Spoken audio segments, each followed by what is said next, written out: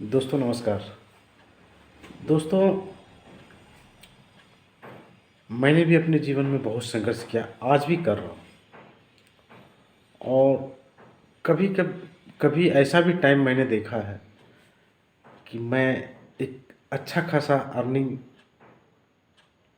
करते करते मेरा अर्निंग फिर कभी बहुत ज़्यादा डाउन भी गया।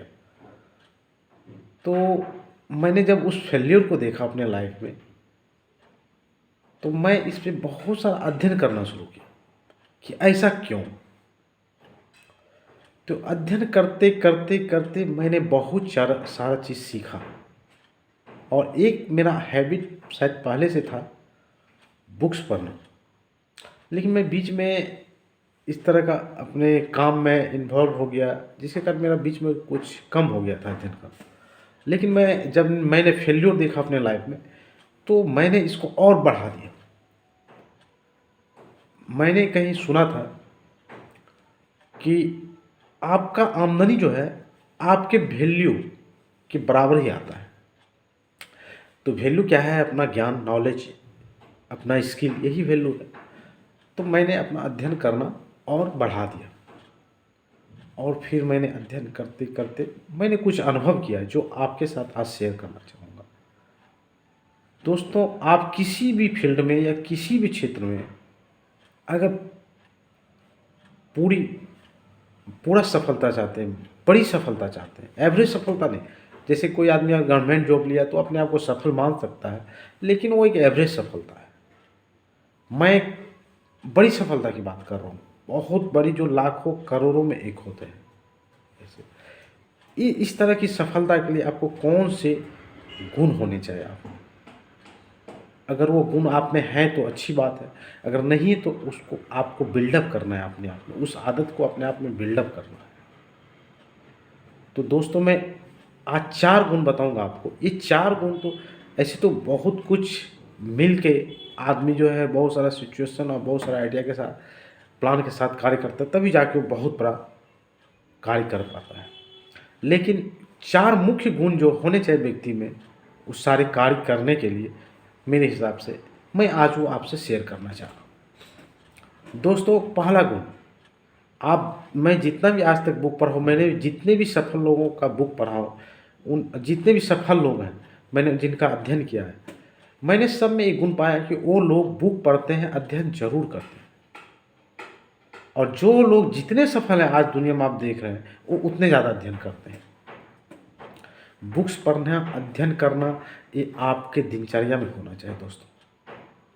लेकिन ज़्यादातर लोग ये नहीं कर पाते, और इसीलिए ज़्यादातर लोग सफल भी नहीं होते। हैबिट ही नहीं है, उनको लगता है मैं सब जानता हूँ, मुझे जानने की कुछ ज़रूरत नहीं है। दोस्तों, जो चीज़ आप नहीं जानते हैं उसके बारे में आपको पता ही नहीं चल पाता है कि आप नहीं जानते। बड़ा गौर से समझिए इस बात को। जो विचार या जो बात आप नहीं जानते हैं, तो आप उससे अनभिज्ञ हैं।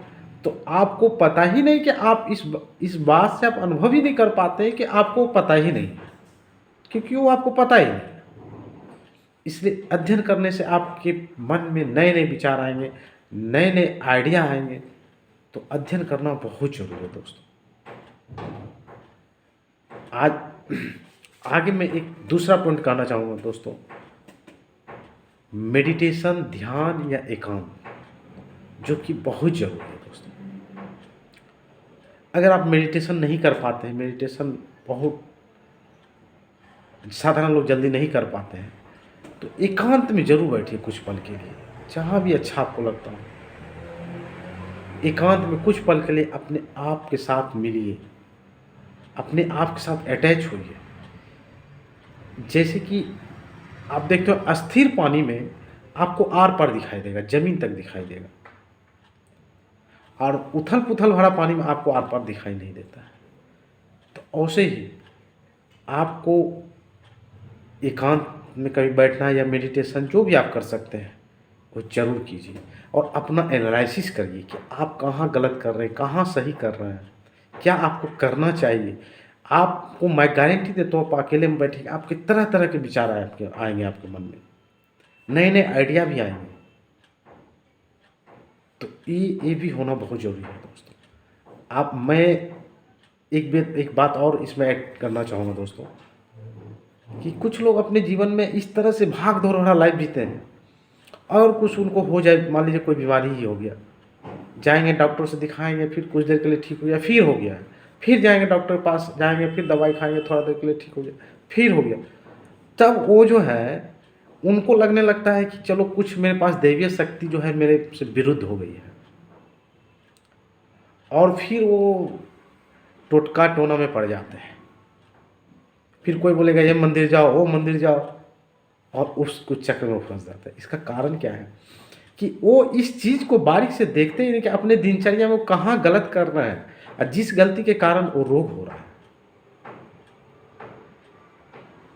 तो इस चीज़ को देखने के लिए अपने आप कार्य क्षेत्र में भी कौन सी चीज़ कहाँ गलत कर रहे हैं, कहाँ आप कोई बिजनेस कर रहे हैं, क्या कारण से जो बिजनेस बार बार फेल हो रहा है, इसका एनालिसिस आपको बार बार करना चाहिए। आपको क्या नया डेवलप करना चाहिए, क्या नया अपने बिजनेस में इम्प्लीमेंट करना चाहिए, इसके लिए आपको एकांत बैठना पड़ेगा। जब तक आप एकांत नहीं बैठेंगे तब तक आपको नए आइडिया नहीं आएंगे। एकांत में जो भी आइडिया आपको आएंगे वो कहीं ना कहीं आपके स्वभाव से रिलेट करेंगे, तब उस काम को करने में और आपको मजा आएगा। तो मैं दोस्तों बता रहा था, तो उस तरह से आदमी और एक कुचक में उलझ जाता है।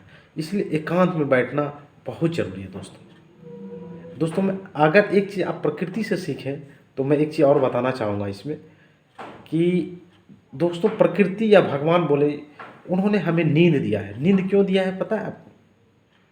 अगर आदमी 2-4 दिन नहीं सोए ना तो पागल भी हो सकता है।